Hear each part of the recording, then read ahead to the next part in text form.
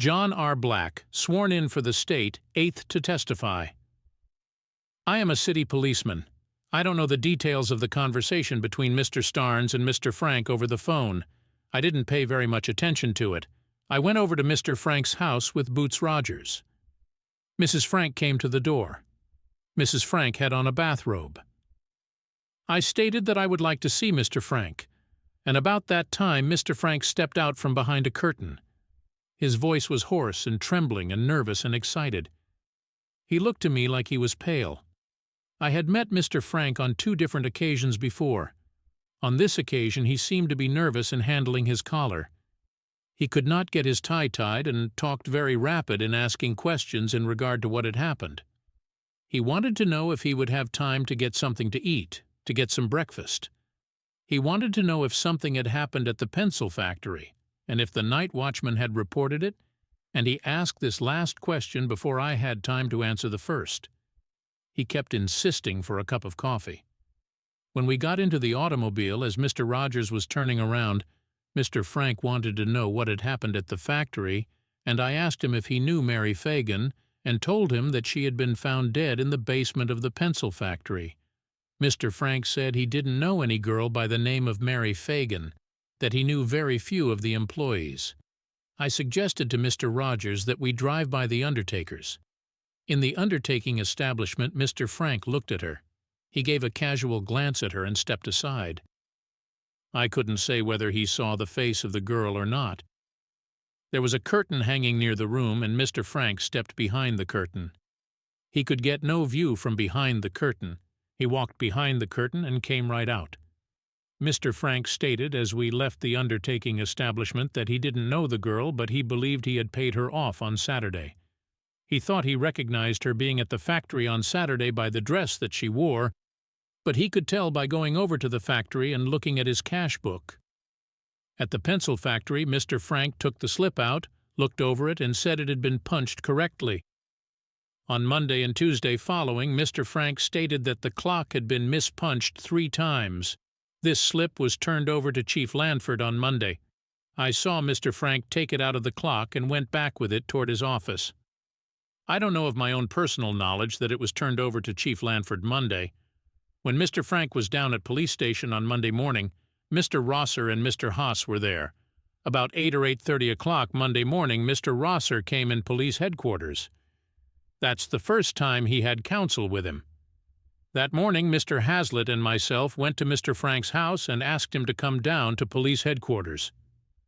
About 11:30 Monday, Mr. Haas demanded of Chief Lanford that officers accompany Mr. Frank out to his residence and search his residence. Mr. Haas stated in Frank's presence that he was Mr. Frank's attorney and demanded to show that there was nothing left undone, that we go out to Mr. Frank's house and search for anything that we might find in connection with the case. On Tuesday night, Mr. Scott and myself suggested to Mr. Frank to talk to Newt Lee. Mr. Frank spoke well of the Negro, said he had always found him trusty and honest. They went in a room and stayed from about 5 to 10 minutes alone. I couldn't hear enough to swear that I understood what was said.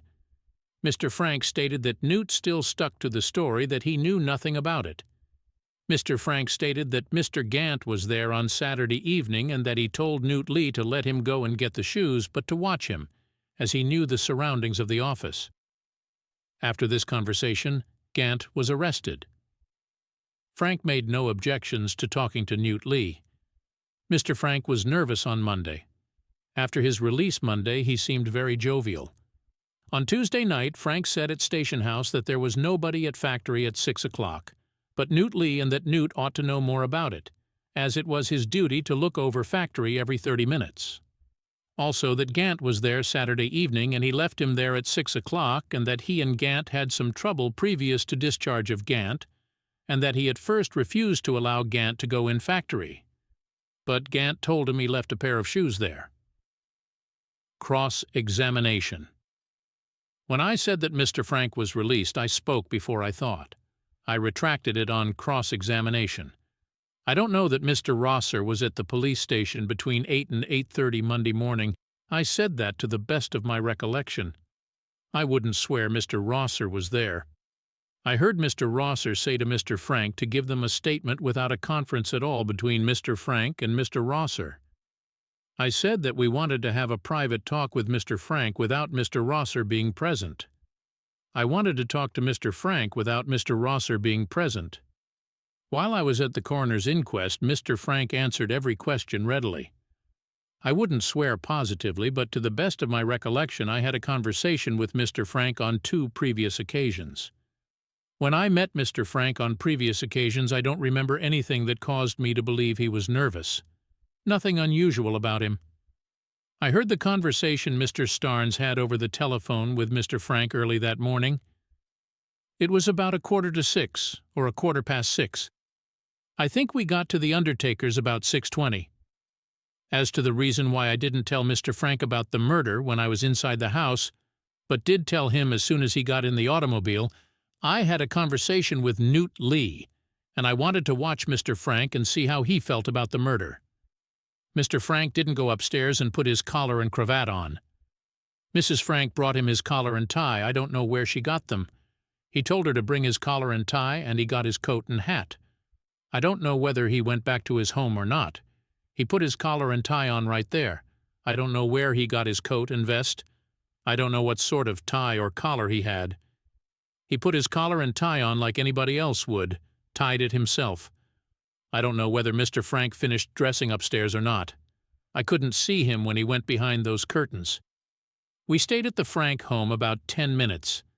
At the undertaking establishment, I was right behind Mr. Frank. He was between me and the body. I saw the face when the undertaker turned her over. Yes, Mr. Frank being in front of me had an opportunity to see it also. No, Mr. Frank didn't go into that sleeping room. Mr. Frank went out just ahead of me. When we went back to the pencil factory, Mr. Frank went to the safe and unlocked it readily at the first effort. He got the book, put it on the table, opened it at the right place, ran his finger down until he came to the name of Mary Phagan and says, "Yes, this little girl worked here and I paid her $1. 20 yesterday." We went all over the factory that day. Nobody saw that blood spot that morning. I guess there must have been 30 people there during that day. Nobody saw it. I was there twice that day. Mr. Starnes was there with me. He didn't call attention to any blood spots. Chief Lanford was there, and he didn't discover any blood spots. Mr. Frank was at the police station on Monday from 8:30 until about 11:30. Mr. Frank told me he had discharged Mr. Gant on account of shortage and had given orders not to let him in the factory.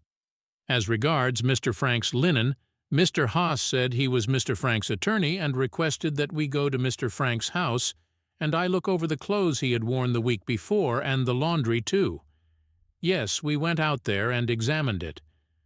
Mr. Frank had had no opportunity to telephone his house from the time we mentioned it until we got out there. I examined Newt Lee's house.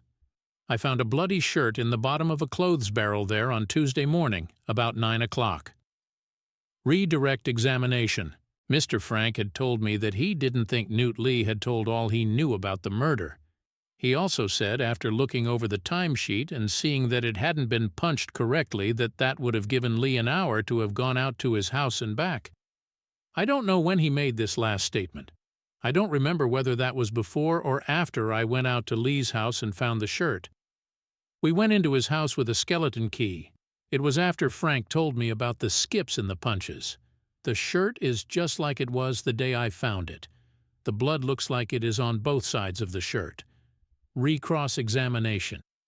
I don't know whether I went out to Lee's house before or after Mr. Frank suggested the skips in the time slips. I don't like to admit it, but I am so crossed up and worried that I don't know where I am at. But I think to the best of my knowledge it was Monday that Frank said that the slips had been changed.